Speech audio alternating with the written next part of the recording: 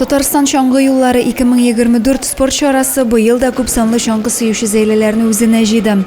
10 февраль көне Яңа шәһәр урман аланы бәйрәм мәйданчыгына әверелде. Спорт бәйрәме өчен һава торышы уңай торды. Яңа шәһәр урман буена һәркем күтәренке рухта килгән. Шаңғы шуарга килүчеләрне район башлыгы урынбасары Петр Уразайкин сәламләде. В этот прекрасный зимний день я вам желаю хорошего настроения, прекрасной лыжни, успехов, удачи. Рахмат, бәйрәм белән сезне. Шаңғы юлына беренче булып көчлеләр узышында катнашучылар басты. Алардан соң ветераннар, хезмәт коллективлары, студентлар, кичкенәрәкләр шаңғы шуды. Дистанция һәркем өчен дә бер. Алар 1800 чакрым арада җитезлектә көч сынашты. Гаилә елы уңаеннан гаилә командалары өчен аерым йөгерү дә оештырылды. Бу юлы шаңғы юллары Россия акциясендә 5000ннан артык кеше катнашты.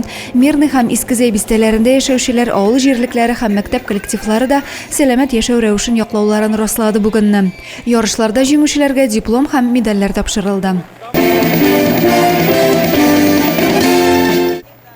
Адилә Бурханова, Юлия Казамарова, Максим Майоров, Зей хәбәрләре.